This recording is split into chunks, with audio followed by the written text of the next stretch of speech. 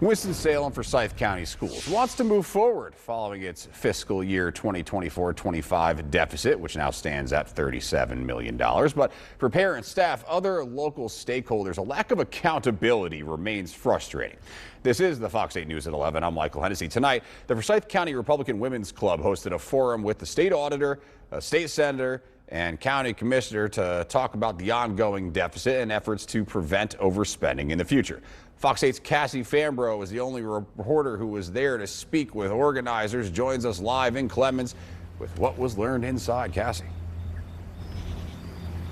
Well, Michael, we were not allowed inside of that meeting. It was for registered Republicans and members of that particular club. However, we did get to talk to organizers as well as attendees and the state auditor, who said there's been a whole lot of talk lately and not enough action. She would not give them money until there is a new board, because she doesn't trust that if they give us money again, that it's not going to be blown all over again and we'll be in the same situation. WSFCS parent Ashley Wallace attended the Forsyth County Republican Women's Club meeting and said state auditor Dana Cottle Jones, who once served as the WSFCS board chair, was frustrated with the current board. The theme of the night, also echoed by State Auditor Dave Bolick, was transparency and accountability. He wants us to know. He said that every penny spent, we deserve to know, which I completely agree. We spoke with Bolick, who said the deeper audit he asked for is critical. And the secondary audit that was really a result of both the State Board of Education and the Local Government Commission is to get to the processes and procedures of exactly how the money is spent and how it moves through the Winston-Salem Forsyth County school system.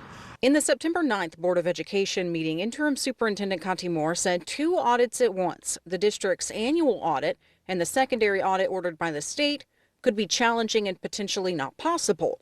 Bolick says it's possible and necessary. You can't manage a school system unless you know where the money is and where it's going. There's really no issue doing 2 audits at once. For organizers, having a forum allowed people to share their frustrations with their elected officials and ask them questions, according to FCRW President Yvonne Williams. A lot of them were the very same thing, mainly dealing with malfeasance of duty. The questions indicated a deep desire to see accountability, with many people pointing the finger at the Board of Education. There's some things he said can't be overlooked. At the end of the day, there may not be an easy answer of exactly who to hold accountable for all that was overlooked, leading to what ballooned to almost $50 million in debt. But there is a path forward. We've picked up the rocks, we've looked at the worms, and now let's get to work fixing it.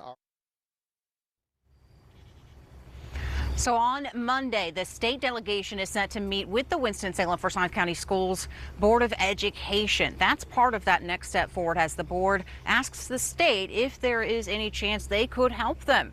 We'll have full coverage from that meeting. Live in Clemens, Cassie Fambro, Fox 8 News.